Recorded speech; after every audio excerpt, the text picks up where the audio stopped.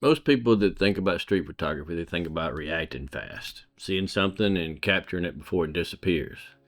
But the moments that stay with me the most are the ones that I find that I get when I quit trying. I didn't really understand all this till I started spending some time with a painting. Just one painting, painted about 150 years ago. And then I realized I've learned more from this painting than I have from pretty much all the photography books and videos I've watched before this. This is the Bal du Moulin de la Galette, and I am sure I messed that up and apologize for it. But at first glance, it looks busy, messy even. But the longer you stay with it, the more you realize nothing here's posing for you. In this video, I want to show how this one painting changed the way I see street photography. Not by teaching me what to look for, but more teaching me how long I need to stay. Most photography conversations about light talk about angled light, contrast light, shadows, drama. Renoir's was different. It was speckled, fleeting. It was almost his light, was just a movement through time, not a frozen image. Street photography is a whole lot more than just, photographing someone walking through a shaft of light. I've done it, most people have, but by studying and spending time with Renoir's painting, I learned to see it differently. I learned to see light differently. Instead of photographing the light, I'm trying to look for what the light's doing. Just a quick backstory of the image that I chose for this section is I was out the other day and it was a nice sunny clear day, not often this time of year here in Vietnam during the rainy season. And I noticed a light coming through the trees and hitting the pavement, so I parked my bike at the corner and just started watching. Then I heard this plastic chair drag across the pavement behind me, so I took a peek in the old rear view. Then, just a couple of seconds later, another one came to the party.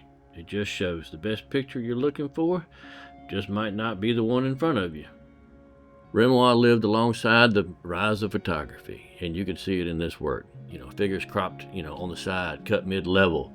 It looks like it's not arranged, but it looks like he discovered it. Not composed like a painting, but composed like he arrived a little too early or a little too late. One thing to think about when you're out on this one is, life doesn't fully always step into a frame, so why should your photographs demand that it does? Renoir didn't pose life. He joined it. In this painting, no one's centered, no one's performing, no one stands out, so therefore, kind of everybody does. Renoir didn't ask people to mean something. He trusted that they already did. And what I think about when I'm out on this one is, you don't have to wait for somebody to do something special and, in street photography or something dramatic or unusual. And, to me, it's not like you just photographing random people walking down the street. That's not me. But what I try and do is just capture people living their life, their daily life, what they do.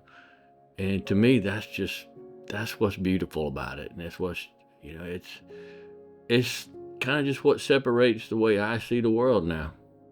One thing to think about when you're out is, you don't need dramatic moments, something just crazy happening.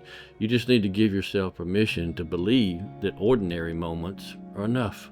Renoir once said, why shouldn't I paint something pretty? The world's full of unpleasant things already. And he just looked at life differently than, what life handed him.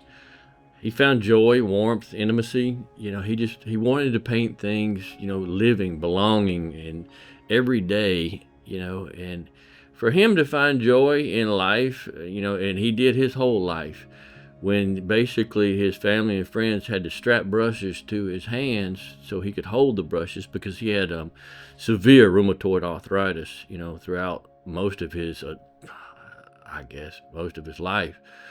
So for him to still be able to look at life positive when he was in a wheelchair and he couldn't hold a brush but still painted, that's pretty cool. One thing I've started taking with me on this one is, here I talk a lot about, finding your style, and heck, I'm still trying to find mine. But to me, it's not about how your images look, but more about, what you choose to care about. Renoir reminds us before there were movements, styles, labels, there was just someone standing in the world paying attention. And that's where every photograph still begins. I started this video with a dance. I will leave you with another one. Everyday life, just trying to find her best way to enjoy every single moment in it. Much more to come from Renoir, and also from his good buddy, this guy you may have heard of, Monet, Claude. And as always, appreciate you watching, and keep it real.